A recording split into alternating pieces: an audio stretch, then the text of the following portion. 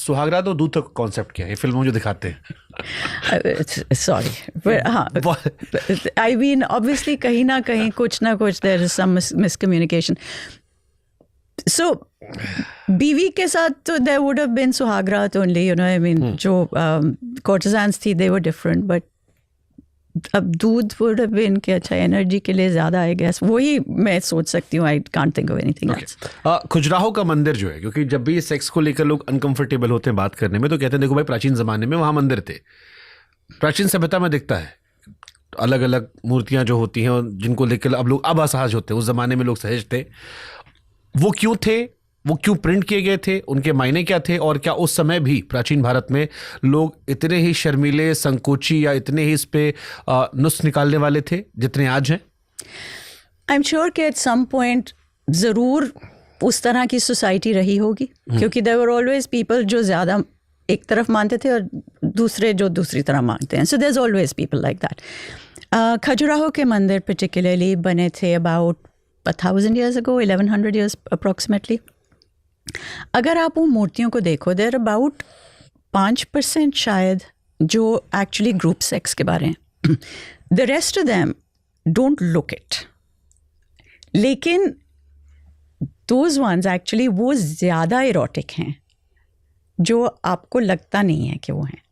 Because जैसे मैंने कहा कि वो, अब फॉर इंस्टेंस जो मैं गर्डल के मिखला की बात कर रही थी, हमारी जो जैन लिटरेचर है, बहुत ऑफन यू रीड कहानियों में, then the ladies came with their jingling girdles लिखा होता है. अगर आपको नहीं उसका मतलब पता, you don't know what it means, right?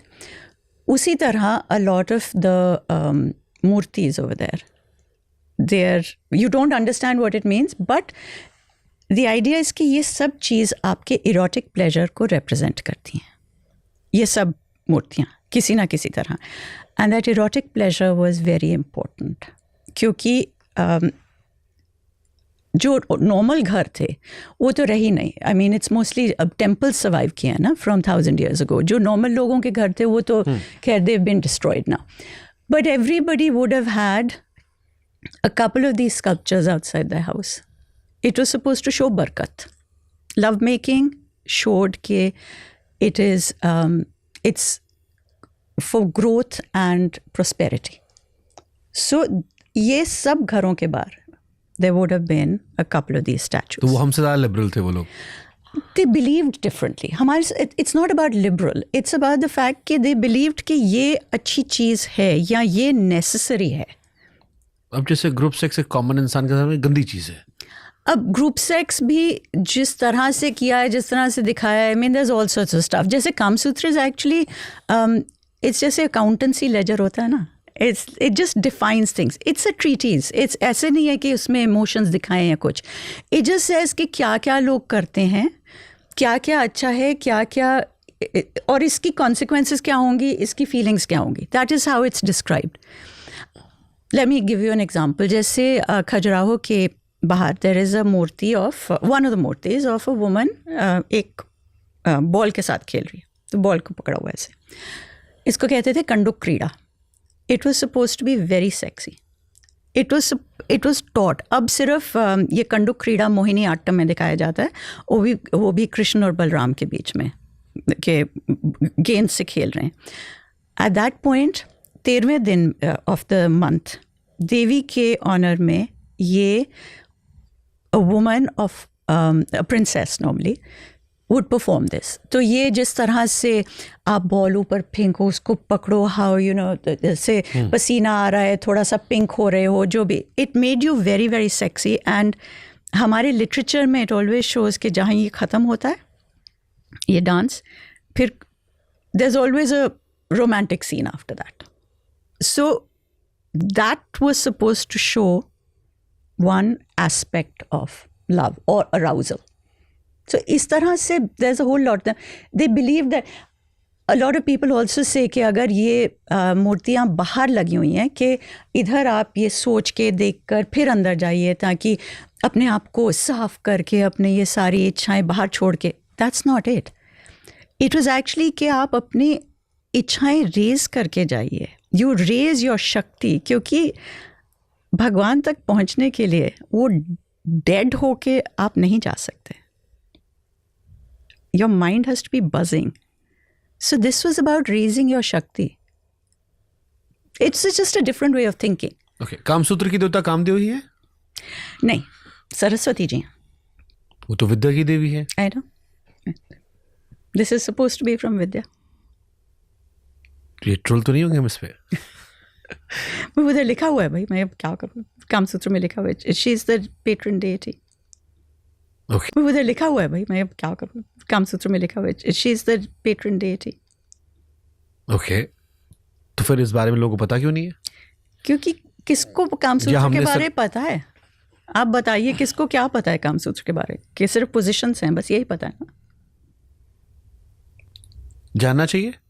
बिल्कुल जानना चाहिए. क्यों? इट्स एस के जो, अच्छा देखिए, पहली बात तो Kamasutra was written for men. इस 300 समथिंग एडी जब लिखा है, इस टाइम पर लेडीज़ को पढ़ाई लिखाई नहीं सिखाई जाती थी. This is written for main.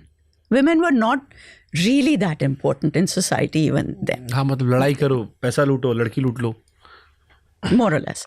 So this was written for men, and the first section is कि आप अपना घर कैसे बनाएं, कितने घंटों के लिए मसाज करवाना चाहिए आदमी को, कितने घंटे वो अपने तोते मैने के साथ बात करनी चाहिए आदमी को, 64 कलाएँ क्या हैं. एंड वो 64 कलाएँ are not just for the women, they were for the men also.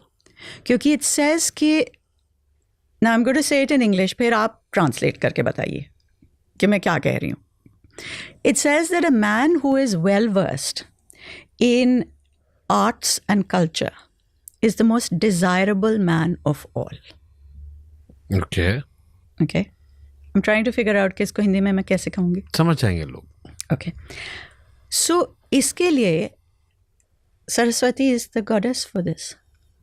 So it's about arts and culture. You don't become a great lover because you can jump into bed या आपका size बहुत बड़ा है कि बहुत देर last कर सकते हैं. That's not what makes you desirable. Why do I want to hang out with somebody? It's because he's exciting. अगर कोई बहुत गुड लुकिंग आदमी है, उसको मैं 15 मिनट देखने के बाद उसको मैं क्या अचार डालूंगी. Like, अगर मैं एक उम्र बिता रही हूँ किसी के साथ, you've got to be able to talk. You have to be able to have interests in common.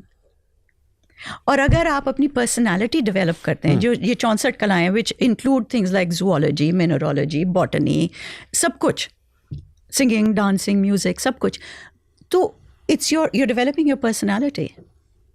अगर आपकी पर्सनालिटी जितनी ज़्यादा डेवलप हो, आप ज़्यादा डिज़ायरेबल बनते हैं, राइट? हाँ. Okay.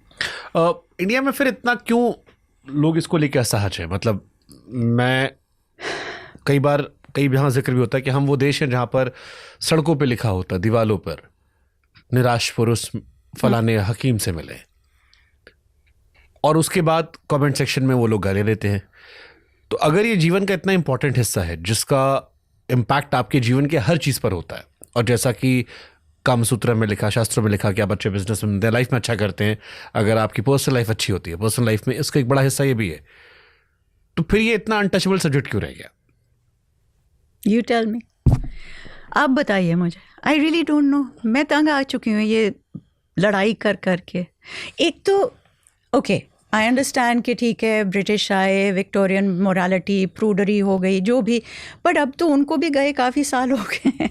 We have now got time to reclaim it, right? कोई सुनने को नहीं तैयार. जब हम बात करते हैं इस पे, तो ये नहीं कि लोग कहते हैं अच्छा दिस इज़ वेरी गुड, ये हम ट्राई करेंगे.